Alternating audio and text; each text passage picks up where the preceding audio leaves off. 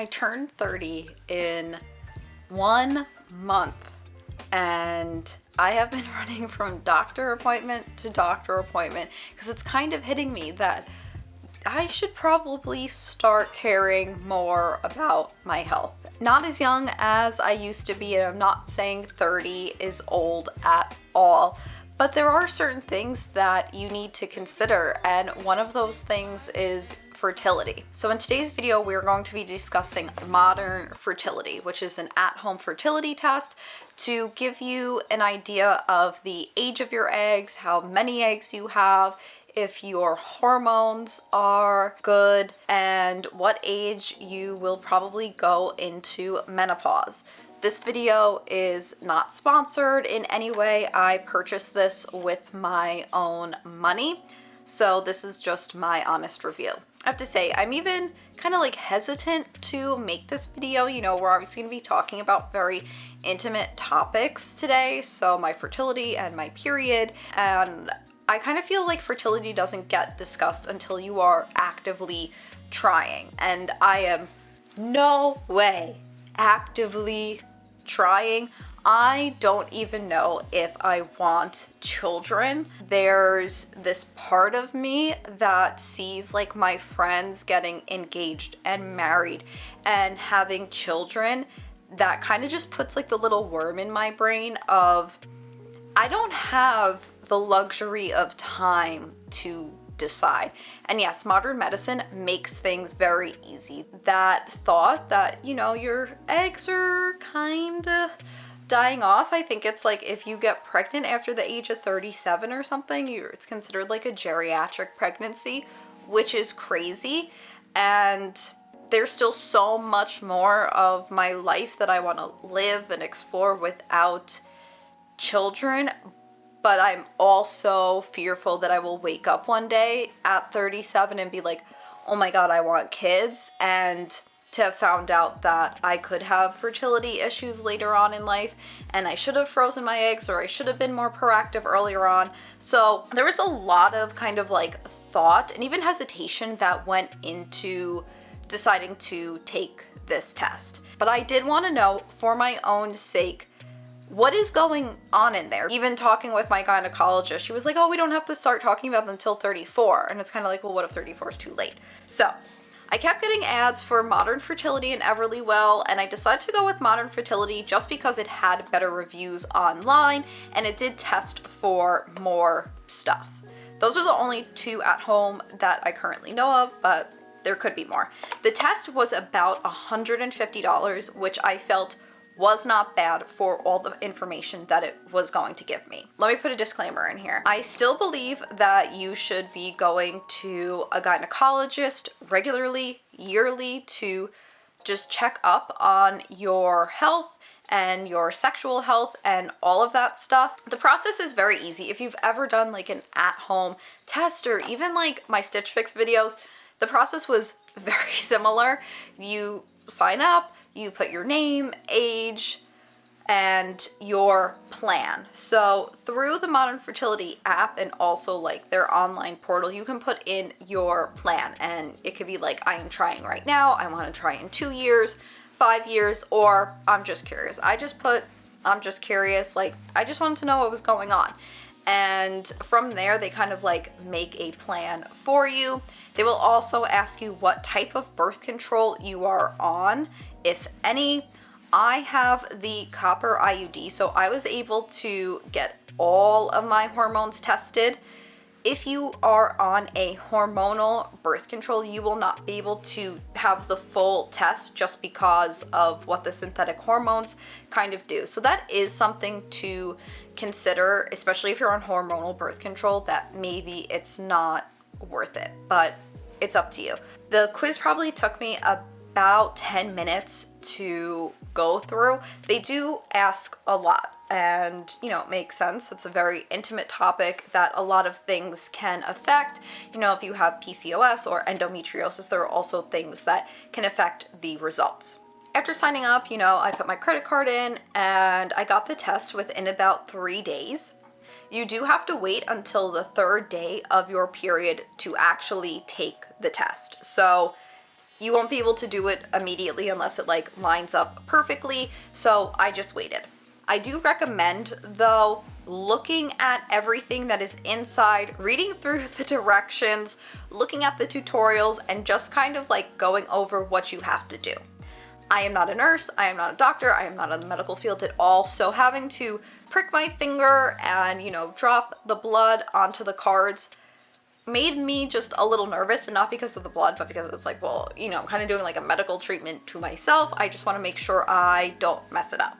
It comes in this cute box that you simply open up, and first you'll see you get a cute little pin of your reproductive system.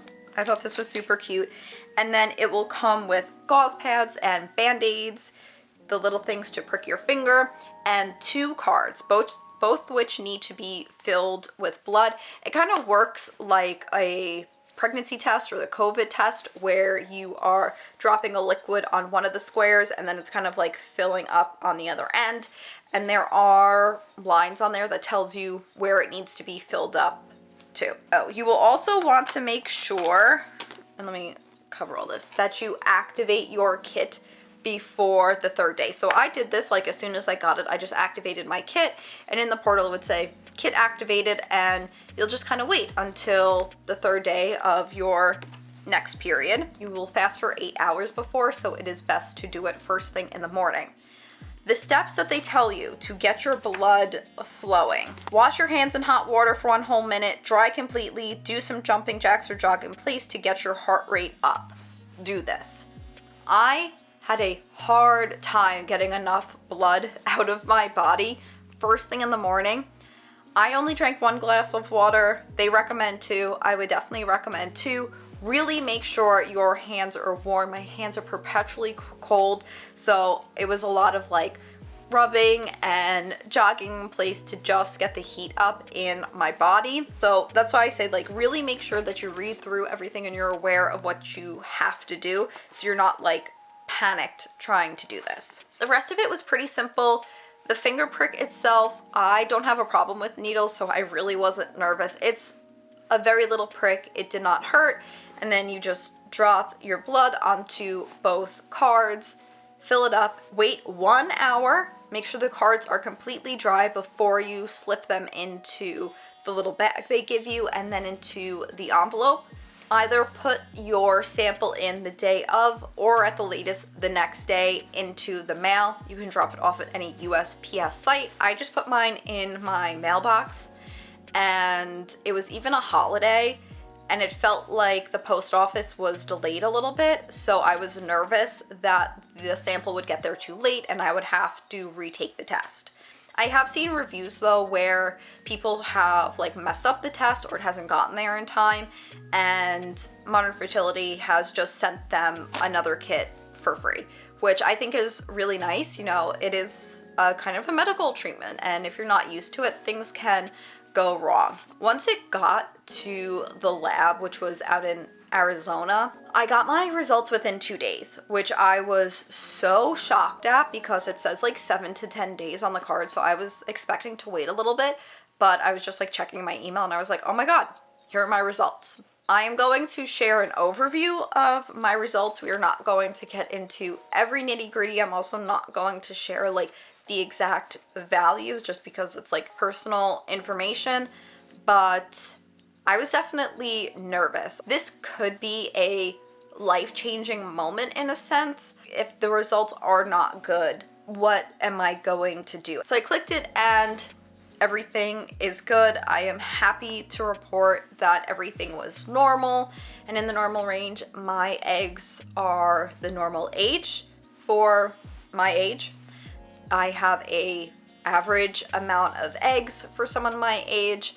My estrogen, progesterone, testosterone, thyroid, all looking good. I even got my thyroid tested again at a doctor's appointment I just had, and it was normal, and the results were pretty close. So I feel good that like the results that they give you are close to what you would get going to a doctor and like putting your results through LabCorp or Quest. But again, I would still just like run the results over with your doctor. Also that I will go into menopause around the age of 51, which is an average age. What it can't tell you is if you will have like severe, symptoms of menopause, or if you will kind of ease in. Obviously, I don't know if there is a test to test for that. The only thing that kind of stuck out to me was my FSH, or follicle stimulating hormone, was a teensy bit higher than average for someone my age, but it still wasn't considered high. And the only reason I kind of like marked that in my head was because if it is high, it could mean you go into an earlier menopause, because the more FSH you have, like the more eggs and stuff you're releasing. If you watch Parks and Rec, when, spoiler alert, Leslie gets pregnant with triplets and she talks to Dr. Saperstein and it's like, oh my god, why? How did this happen?